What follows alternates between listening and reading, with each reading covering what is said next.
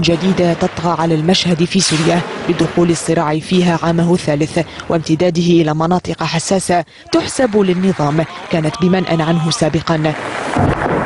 دخول العاصمة قلب الأحداث في سوريا مع إعلان الجيش الحر أخيرا معركة دمشق دفع بالنظام إلى اللجوء إلى استخدام أسلحة فتاكة في العاصمة سعيا منه بحسب محللين لترهيب الجيش الحر وقلب موازين القوى لصالحه في معركة السيطرة على دمشق.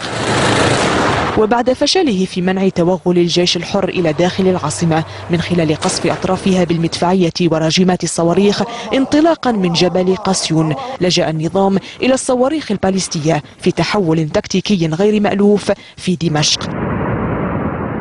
أكثر من 15 صاروخا باليستيا من طراز توشكا أمطر بها النظام حيبرز في قلب دمشق، ما أسفر عن سقوط العشرات بين قتيل وجريح وتهديم مجمعات سكنية بكاملها.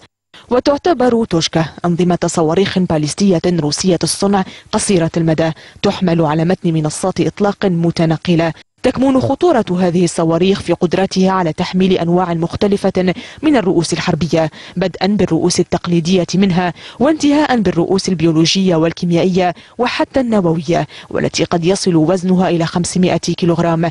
كما تتميز صواريخ توشكا بدقاتها في ضرب الأهداف التكتيكية وانفجارها قبل سقوطها على الهدف على علو 16 مترا، ما يجعل قدرتها التدميرية عالية. وباستخدامها في حي برزة تعد هذه المرة الثانية بعد مخيم اليرموك التي يلجأ فيها النظام إلى قصف العاصمة بصواريخ باليستية منذ اندلاع الثورة. سهام بن زموش،